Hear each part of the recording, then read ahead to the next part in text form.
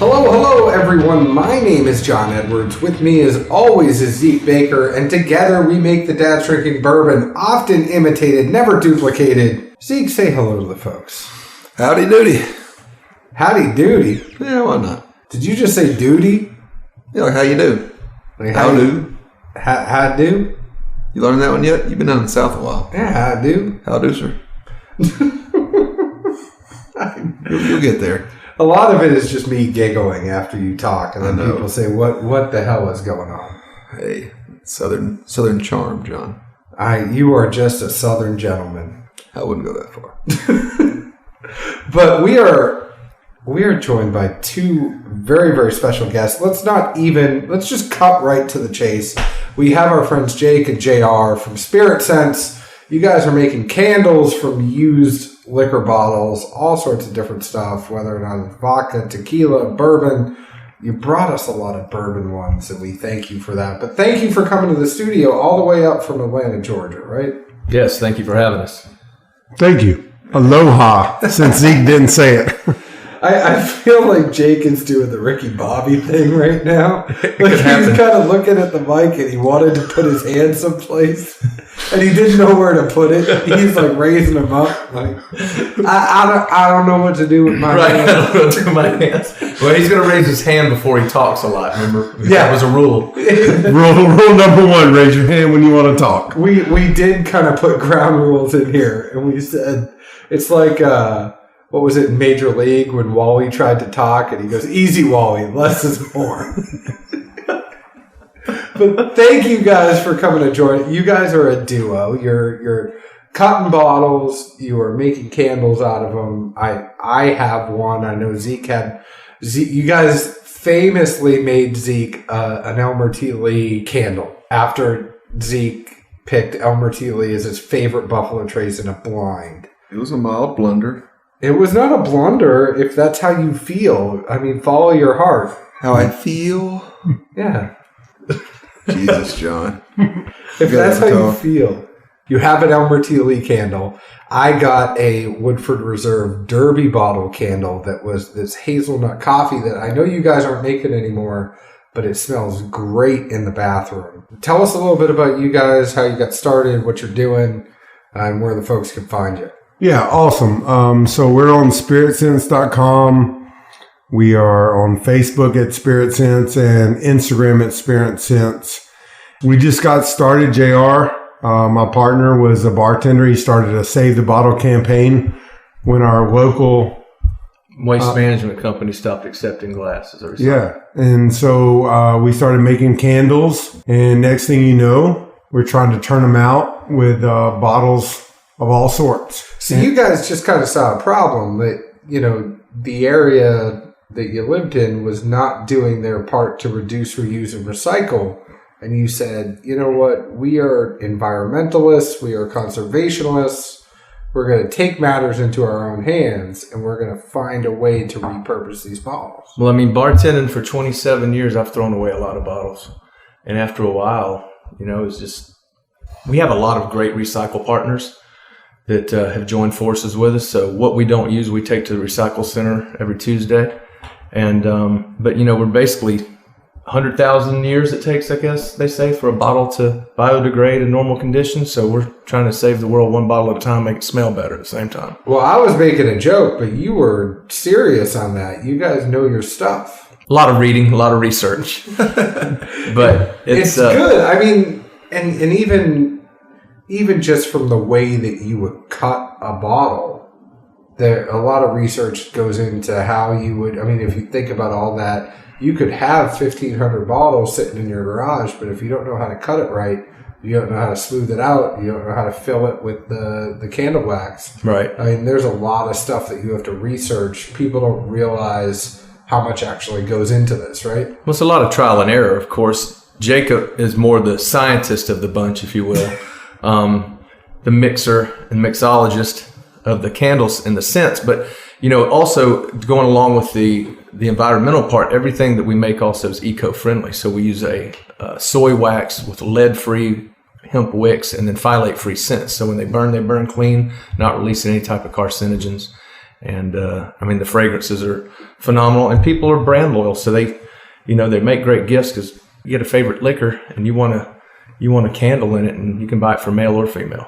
So they can find you on Instagram, they can find you on Facebook, they can find you on Twitter, all at Spirit Sense, right? We're not on Twitter. We're just not in the Twitter game. I guess we're not hip enough these days. But you guys were Snapchatting earlier. What do you that was a personal Snapchat. So let's not get carried away. I was told when I was younger if I Twittered too much, it'd make me blind. So, we stayed away from that one. One can benefit from limiting the amount of social media outlets they have to keep up and deal with. I just go to the ones that connect to Instagram automatically, and Twitter is one of them. Well, I guess we should get on Twitter, is what you're telling us.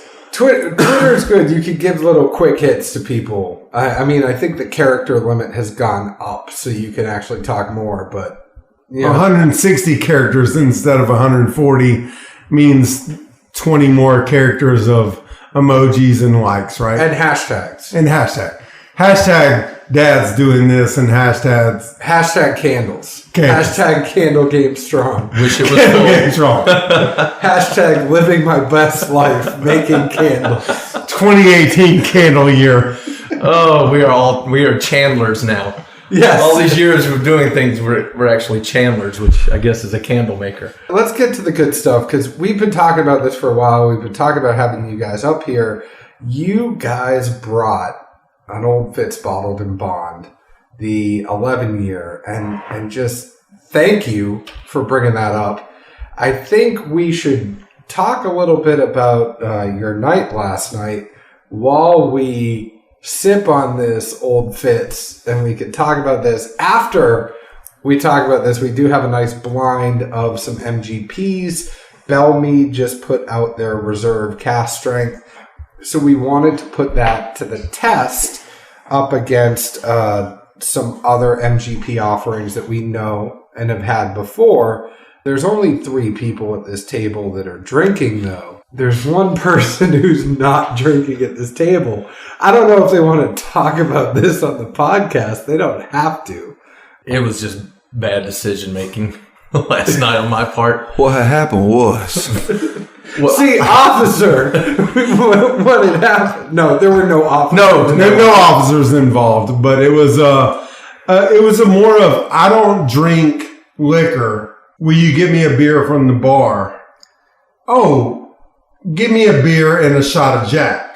And that was the reoccurring theme for the night. So one of us might be a little bit on the untasty side tonight because of too much straight up Jack Daniels last night in their blinds. So nothing against Jack Daniels, but so here's my thing with Jack Daniels, and I know everybody wants to say, is Jack Daniels a bourbon or a Tennessee whiskey? And that's where people normally go. But I don't equate Jack Daniels with a sipping whiskey. Do you know what I mean? Like, there's nothing, and maybe it's because I was a bartender in my college days and right after college. Like, I don't equate Jack with let's sit down, pour Jack in a Glencairn and enjoy it. If I'm getting Jack, it's something you slam down after you have another drink. Well, most people don't get it at the single barrel cask strength. I mean, you get it at 80 or 90 proof. Not much at 90 proof is a sipper, unless you're just not an overwhelmingly fan of bourbon for the most part. I mean, if you're at 80 for sure, what are you going to do? Dilute it? It was just odd that I picked Jack. If you're going to do shots of something, typically you're going to say, hey, bring me a shot of tequila, bring me a shot of Jaeger. And just randomly I said, just bring me a shot of Jack. And for some reason, that shot of Jack turned into multiple. It was meant to be. And then I was on a dance floor, evidently. Which wait, where'd you go on a dance floor? He's got pictures. I don't. He was like, how did last night go? And I was like, you were dancing. And he was like, that is not true. That is complete BS. And I'm like, I have pictures. And so we went from there and we exchanged pictures. And I'm like, you don't remember where you were dancing? No, I was drinking 100 proof tequila because it's warm outside. Hey, at least you didn't get a random phone call of at 3:30 in the morning. Do you know this person? Yeah, we've got him here at the ER. You think you can come get him? If you show us a picture, we could probably tell you where you were. Oh, for sure. I don't think I could anymore. I don't know if I could. Do you know downtown Nashville, John? I do, unless it's like these new places that are owned by country Honestly, people. dude, it's so different. I mean, It's very different. from 3 years ago over there or before that, being out 4, 5, 6 nights a week, I couldn't even find half the bars last time I was downtown. Well, and Paradise Park is now getting shut down. It's gone, dude.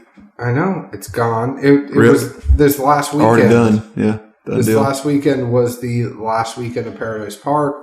There were places that we would go, 5 years ago that now are owned by country singers. So you have like the Florida Georgia Line House, you have Jason Aldean doing a place, you have Dierks Dierks Bentley's got Bentley one. doing a place. And these were the things that were unheard of. I mean, when I lived downtown, they would have, all the bartenders knew you.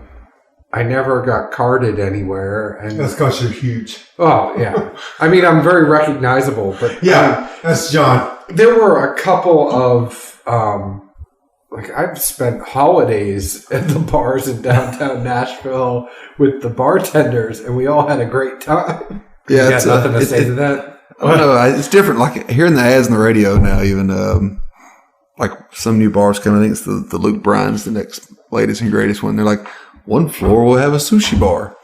Well, who comes to Nashville, a landlocked state, Tennessee, goes out on Lower Broadway, and they're going somewhere for the sushi? Ain't happening. There are some great sushi places in Nashville, but I don't equate them with like country music. Looking for Broadway. Daisy Dukes and cowboy Yeah. boots. Yeah, Let's go get the sushi and then go honky tonk. Said That's gonna probably make- no one.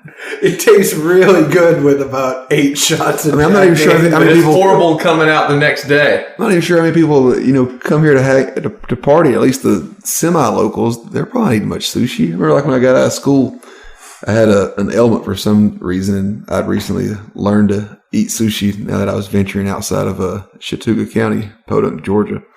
Wait, you lived in Chattooga County? It might be a little shitty, but it's Chattooga, not shit. Can we get a spell check on that? ChatTooga. But so at any rate, So Chattanooga County? Yeah, Jesus.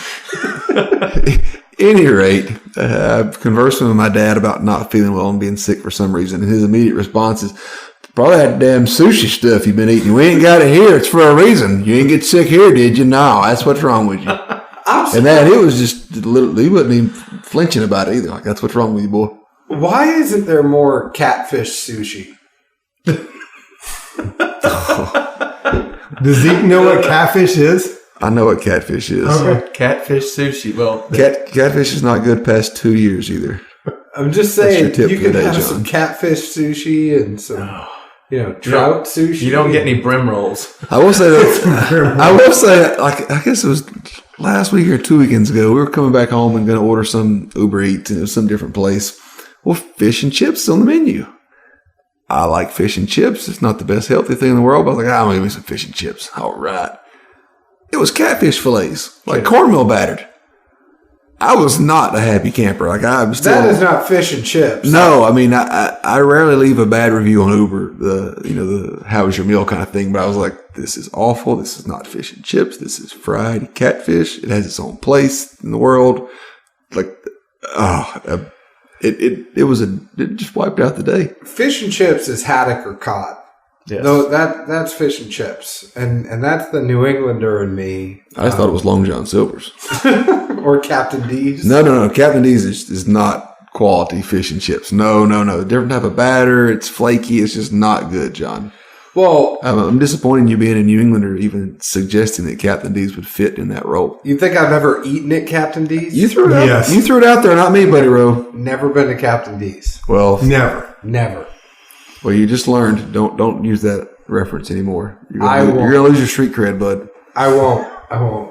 But we are digressing. So, do you guys even know where you went last night? Bar hops. Started at Acme. Okay. Went to the roof. Saw a couple of bachelorette parties getting ready to go. Saw a horrible choice in shoe selection. Then we went to the Honky Tonk right on a corner. Central? Honky Tonk Central. Three floors. Yep. So sat there, and then probably went 2 or 3 more places. He'll have to tell you where those were. So there's a place that used to be here, and anybody who's listening that's lived in Nashville long enough that you probably would have enjoyed. It was called Decades, and it was a dance club that was 80s and 90s music.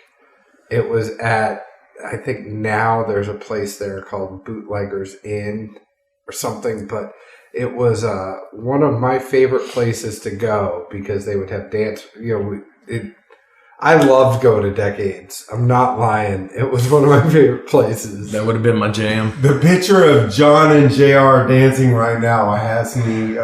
I'm seeing John in the aforementioned skateboard attire and days, riding his board up to this place and then going in there and dancing. And I just had this. Oh man! I'm just saying, wonderful. I'm a big cat. I'm agile. I got some moves.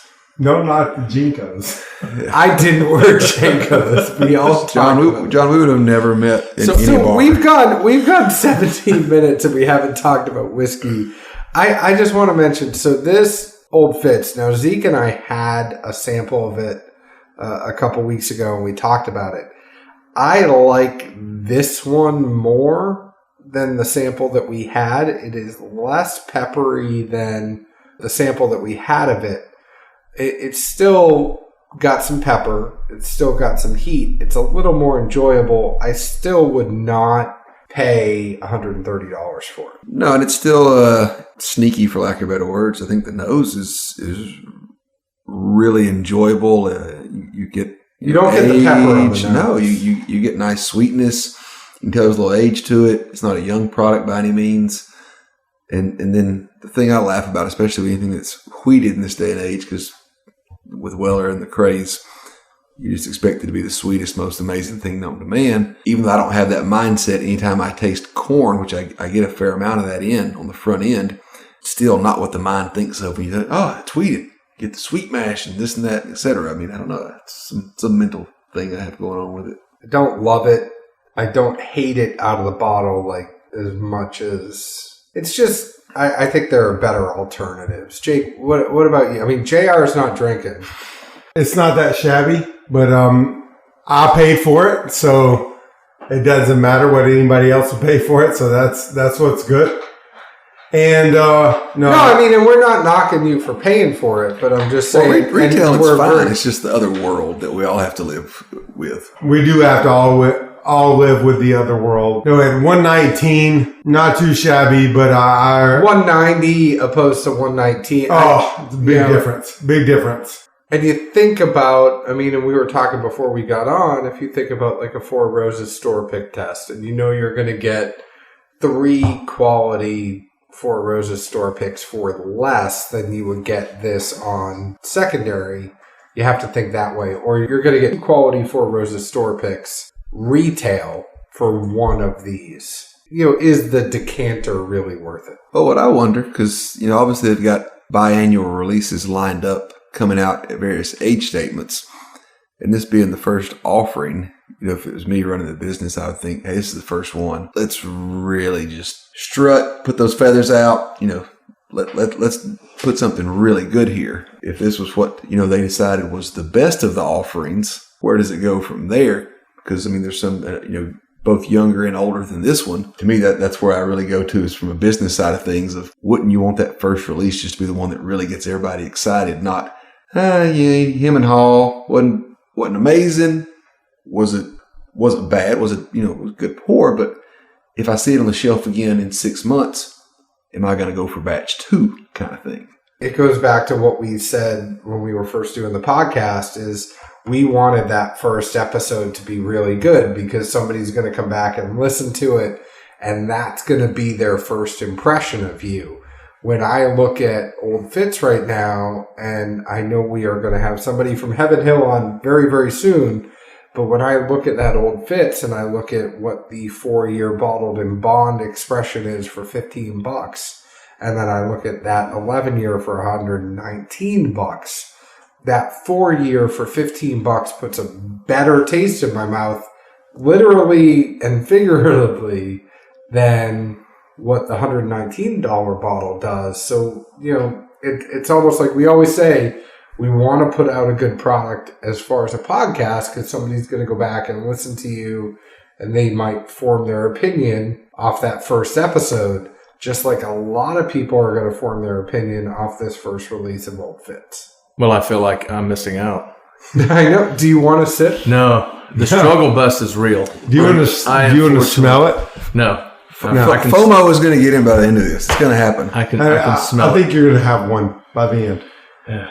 So JR is a big beer and wine guy, and I tried to we brought a bunch of different whiskeys here. I tried to even get him to taste a wine-finished whiskey, thinking that I could sucker him in that way.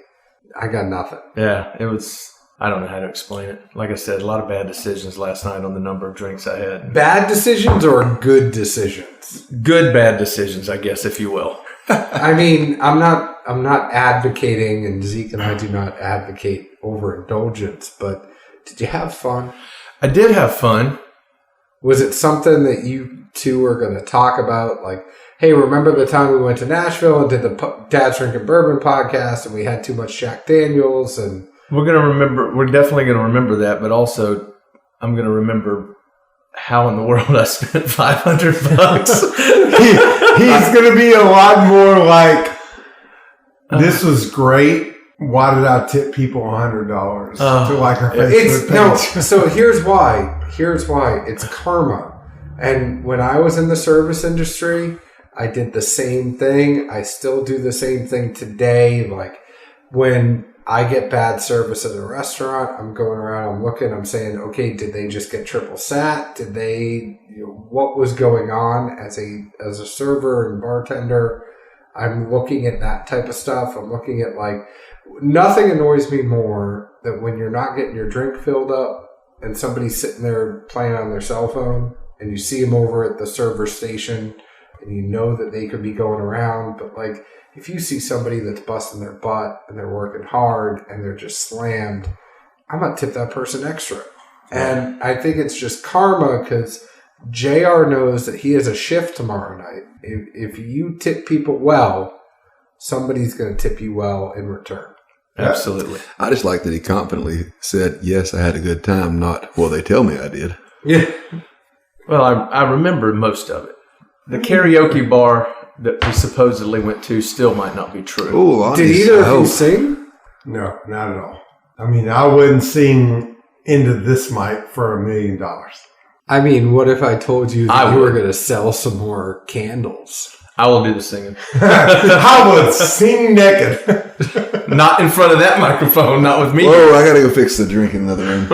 And we will all see John and JR. And I'm your podcast host, Jacob, sitting here naked. And it seems to me like you lived your life like a candle in the wind. Oh, that's our theme song.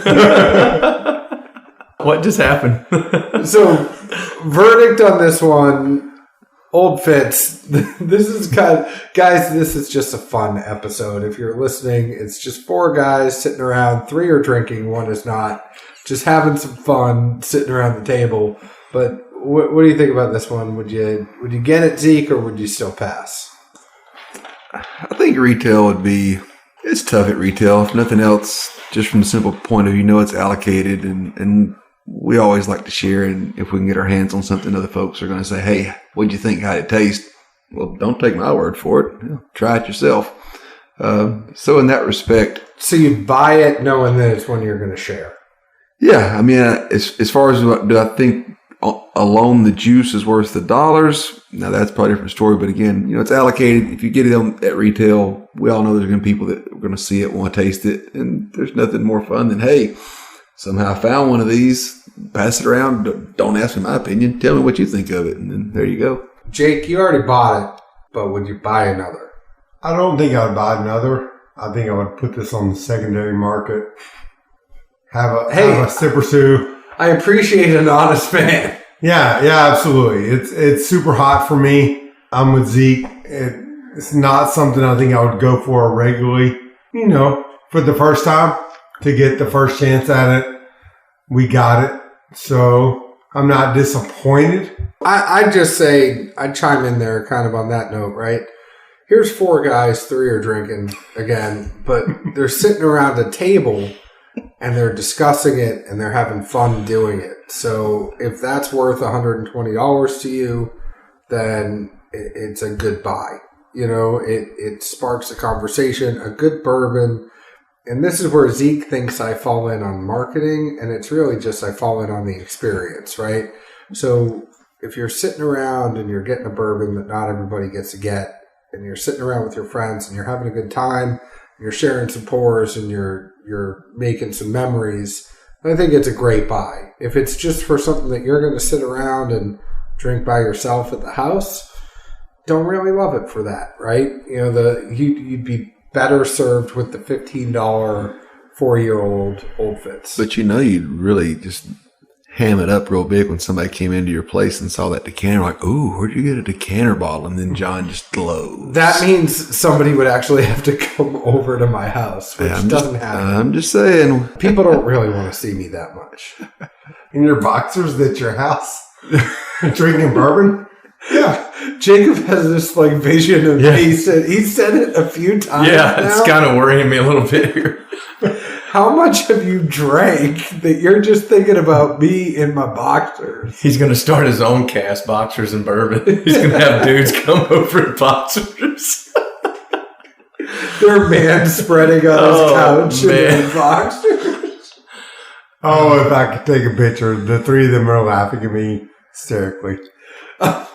So on that note, what we're going to do is we didn't do it last episode. We're sorry. We are going to take a quick break here. We're going to fast forward the tape. We'll come back. We will introduce the 4 different bourbons that we had in a blind. Again, this was something that Jacob, Zeke, and myself had in the blind. JR is just kind of our biggest cheerleader today. I'm not going to let him live that down. He probably is going to hate me by the end of this episode. I deserve it. But Zeke, do what you do best. Fast forward that tape, and then we'll come back and talk about this. Do I get to line up a blind of Pedialites for him? Yes. I know I like the orange. So good. So good. And we will be right back momentarily, folks. All right, and we are back. A little controversy, as Zeke and I always do this. I had poured a blind for Jacob and Zeke of Mic Drop, Mare Pingree, Belle Meade Reserve, and a Belle Meade single barrel. Zeke poured a blind for me of Belle Meade Reserve, Mare Pingree, Mic Drop, and Boone County. Close enough. They're all MGP. I thought that's what we'd agreed on. No, I stated this before we even got on. Like, I stated this even while we were doing our first segment, the 4 we were doing. Somewhere in all the banter, I got lost, I guess. There was a lot of meander. Ryan Lay is pissed right now because there is a lot of meandering on this episode. But it's okay. We will get past it. What I will tell you is that Jacob and Zeke, your order was the Belle Meade Store Pick ABC brands, then Mic Drop, then Mare Pingree, and then the Belle Meade Reserve. We talked about this a little bit in the break. Zeke, you ranked the Mare Pingree first. You ranked the ABC Belle Meade number 2. You ranked Mic Drop number 3 and the Belle Meade Reserve number 4. Jake, you ranked Belle Meade Reserve number 1. You ranked Mic Drop number 2. You ranked the Belle Meade Store Pick number 3 and Mare Pingree 4th. I had ranked, and just for the sake of everything, I had ranked what was my Belle Meade and Boone County. I thought they could have been interchangeable, 1 and 2. I know that sounds like a cop-out, but it's really how I felt. And then I ranked Mare Pingree number 3 and Mic Drop number 4. So let's go through this and talk apples to apples now that we know all of this. Zeke, give me what you thought about what was your number 1 Mare Pingree. Go ahead and taste that. Go ahead and tell us what you tasted. Brief notes. We decided before this not to really mention nosing since it's all MGP. sure there's variations, but no need to split hairs over a lot of things. So very brief notes for that one. I really put warm, thick, warm, and then a smidge of sweet. Okay, pretty abbreviated notes here, but that was really where I got with it.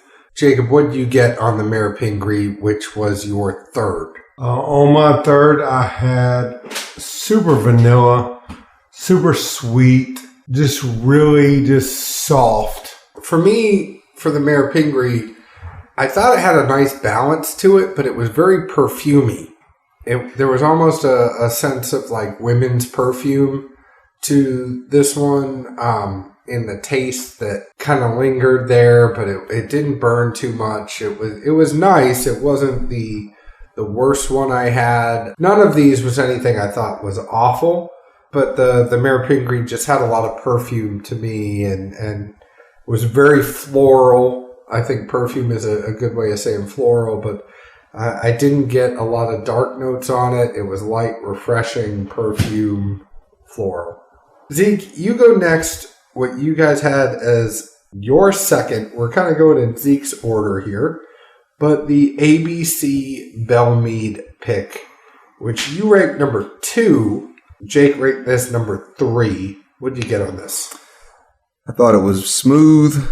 It did show a little bit of youth. Then had some warmth, and then a strong cinnamon component really came in over it. I believe this is a 10-year ABC Alabama pick. I've had it a few times before.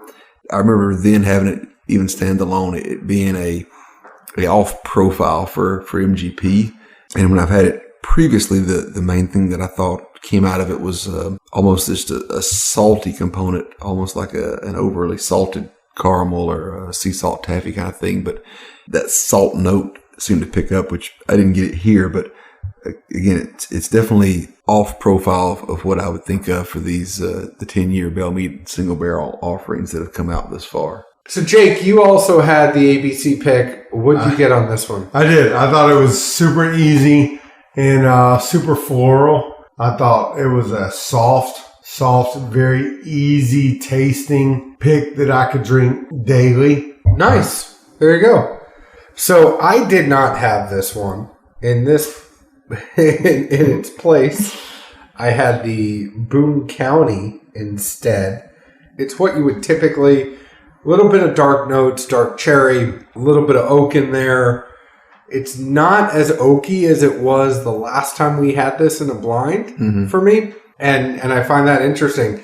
It's the same bottle that we used in the blind last time, and it's just kind of funny how your palate can change and how the bottle can change as air gets to it. It's a little more balanced to me than it was previously. I know you didn't have it, so Zeke, go ahead and have a sip here. Plus, the range here is a little more aged. That Pingree's in 11 as well, so that the previous time we had it was much more younger juice. Yeah, it was 8-11, and the Boone was the only 12. But dark cherries, lots of good stuff there. I like this Boone. The more it opens up, I think I don't like it as much more fresh crack. I liked it right up until the finish, the oak flashes. And laughably, I think about 3 drops of water probably puts that in a perfect sipper. The funny thing is I wrote something, the best note I had for this one was weird finish. And I mean, it's really good until right as it starts to, exit the palate. And then, I really think just a little bit of water to tame it. But I loved that it didn't have the oak that it did the last time. Not that bite. It was bitter first time, really bitter. So that was what would have been my ABC pick. Let's talk about mic drop.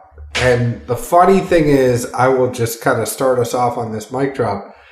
I got a crap ton of oak on this. And I don't know if I'm alone or if Zeke secretly switched around my pours, but I got a bunch of oak on this mic drop. Jake, you haven't gone next. What do you think about this? On my mic drop, I had a lot of vanilla and a lot of summer. I just thought summer. I thought I was going to be sitting at the lake having a sip, and this is what I would sip. Works for me. Zeke, what'd you get? I got some sort of fruit component on the front end. I put down grapefruit with a question mark. I haven't eaten it enough, or even smelled it in a long time. My grandmother was a fan of it. So I don't know if that's really where it lined up to or not. That's what I put down. Also, it had some nuttiness to it. And then it was just kind of warm on the back. And last but not least, the Belle Meade Reserve. Zeke, you had this ranked number 4. I had this in my top 2, and Jake had this as his number 1. For me, I thought it was lots of spice on the front. It tastes pretty similar to the Boone County to me.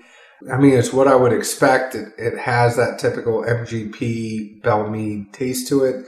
The finish is a little bit different than what I would expect from some of the other picks we've had from them. This is a 7 to 11-year-old blend of supposedly 35% rye in the mash, 59.4 ABV, 118.8 proof. The only thing I don't like about this one is the finish. And it's not that I don't like it, I just don't love it. It's almost like a bitterness that is lingering, but the taste profile of it is really good. I'll be interested to see what you think on it, having it without a lineup of MGP, because at least personally having batch 1 and batch 3 from this one standalone, and admittedly was not a fan of either. I think you may be getting some residual lingers of just MGP likeness. For a blend of 7 to 11, it just didn't seem very, lack of better words, well done. At least on this tasting here, my notes for that one were it showed some age, showed some char. It was drying on the palate, and then it was just warm on the back. I don't know. I guess just thinking of having single barrel expressions, from 8 to 11 years of the Belle Meade stuff by now, and knowing they're blending 7 to 11 years worth, I feel like there's got to be a much better sweet spot that could be obtained when you have that much variance in stock available to you. True. Jake, what do you think about that one? I mean, I thought it was good. I don't know if I could drink it every day. But it was something that would be in the cabinet. I mean, I don't think I would toss it out of the cabinet, obviously. But I think it was something that we could put in with the group, a drinker. Well, and when I think about what we had to start the show, that's $60. So that's half the price of the Old Fitz. I like it better than the Old Fitz for $60. Absolutely. It's something that I would put in the cabinet in that sense. But with, all these 4, even though we had a curveball on my own mistake, but either way, we all had MGP products. Obviously, MGP is pretty touted and popular these days, and by all means, no matter what source you get it from, the price is steadily heading north. But did any of these 4 really wow you or impress you as, some earlier MGP releases from, a year ago, maybe 3 years ago, some of the Smooth Amblers, some other things here and there? The Boone County did, in the sense of where we had it before, and I thought it was too over oaked. Mm-hmm. If you let it open up, and that's one of those things, it's tough because you got to buy it, you got to have a sip, you got to let it sit in your cabinet for 6 to 8 months. I think the wow factor for me was definitely the Boone County, opposed to what we previously had. You should be thankful I poured that for you then. I know. I am very thankful. But no, I mean, I do wonder, is obviously MGP is more popular, more people are sourcing it, pulling it, and it's probably more readily available under Lord knows how many labels than before. But as that happens, are we seeing more and more come out? In the past, when we've just had people that, picked cherry, honey barrels, however you want to look at it, and those are the few expressions that really, hit mainstream. Well, where there's a high, there's got to be a low. As we see more and more hit the market, is there going to be more balanced, more duds here and there? And then as a downside to the consumer, these aren't $50 bottles anymore. They're all getting upwards to 70, 80, 90. With the exception of that Reserve, that's $60. But still, that's not a cheap drinker to anybody. No. So I just wonder is if they've become so popular and well known, and that's where everyone's trying to use as a bridge. source-wise until they have their own juice. Are we going to hear MGP and you think, yeah, that's the good stuff? And then almost like, you used to when people talk about the older whiskeys and different woods and whatnot, and you have that memory of one thing, but then you get it and you're like, this is not what I thought I was going to be drinking. Well, and I just paid double what I used to. And I think it's, if you look at what's out there and you think of the people that used it, they all got it about the same time. It all had a very similar profile. This Belle Meade that's 7 to 11, it's not that batch that is now 12, 13 years old. So this is a couple of years later. There's variants. Things are a little bit different. What Mike Drop had at 8 years is not what those things that we think of with the Smooth Ambler Old Scout or with the Belle Meade or even with the Nodder bourbons or things like that are coming from Blom Brothers. There's this kind of really, really big sweet spot of MGP that is probably not there with a lot of the stuff that's coming out. It doesn't mean it's bad juice. It doesn't mean I don't like it. But if that price for MGP juice is going to continue to rise, as it should, because they built a good reputation, and in the business world, they should be able to charge a premium for their product. And that is prior to whomever is sourcing it. But I almost wonder. So here's a big question. Has MGP jumped the shark? Yeah. The more expressions I have and see coming out, it's either that or the aging, but it does seem to me that they're becoming more normalized and you're getting, like you said, not bad juice, but not as many of just, man, that's the sweet spot right there, Well, plus they, I guess not skirt the issue or take the low road, but they're just selling to somebody else that's going to put their label on it. We all know who it came from, but ultimately it's not one of us, but there's a salesman and somebody else's brand that's being pushed out there. So then you got somebody else landing on the bullet, so to speak. JR, are you still alive? I'm living. You weren't in the back taking shots of Jack again, were you? No. The struggle bus has to, as I've gotten older, has to make more pit stops. Sorry, Freudian slip right there as he just sat back than used to. I've been chugging water for the last 7 hours. Well, I think we all need to go follow suit, and we all need to sit around and have some after hours pours together. On that note, I think there's a lot of this MGP conversation that we could continue, but let's just talk about the Belle Meade Reserve at $60 each. Would you buy it? Would you pass on it? What do you think? Pass. Would you buy it or pass on it, Jake? Since I bought the Old Fitz at $120, I'm probably going to pass on this one at $60. All right, I'm the only one who would get it at $60. On that note, Jacob, JR, where can the folks find you again? So you can find us on spiritsense.com, also on IG at Spirit Sense and Facebook Spirit Sense. And when you go to the website, it's real simple. You can basically just build your own candle. You pick your bottle, pick your scent, pick your color wax, and then we're going to make it and ship it. Y'all brought a pink candle for us too, so that's a Fruit Loops flavor. Absolutely. We do a lot of things that wouldn't normally be done. We have vanilla, lavender, linen. Which is all things that I can really sell to the wife. Right. So thank you for that. Absolutely. But when you're sitting at home drinking bourbon late at night and you want a bowl of Fruit Loops and you want your favorite candle made of Fruit Loops, we got you. Well, go ahead. See our friends at Spirit Sense. Go to spiritsense.com. A lot of S's. Lots of S's. I wanted to make sure they knew there was a double S there. Jacob, JR, I hope this is not the last time you come see us up here. You know that you have some friends in Nashville, so come see us again. Next time we will get out with you for a night. We'll plan it. Whoa. I don't know if y'all need all that. Yeah, John, you're making a promise. I'm not jumping in here. We did Nashville like it was supposed to be done. And we hope you enjoy it, and we'll see you next time. In the meantime, the folks can find us on Facebook at Dad's Drinking Bourbon, at Twitter at Bourbon Dads, Instagram at Dad's Drinking Bourbon. You can find us on your favorite podcast provider, Apple, Google Play, Stitcher, Podknife, Spotify, iHeartRadio. Whatever it is, we got it. Please leave us a 5-star review. Tell us why you like us so other people know why they should listen to us as well. Jacob, JR, as our guest, anything you want to say before you leave? Thanks for the hospitality. Nashville was great. Absolutely. You guys have been great. And the open door policy for the podcast has been everything it's cracked up to be. Zeke, where can the folks find us? Normally Nashville, Tennessee, occasionally Kentucky, picking 4 roses maybe. At least me. I don't know about you, John. Only one Oh, when I don't have to work. But we'll see you guys next week. Thanks for listening. Cheers. Ciao.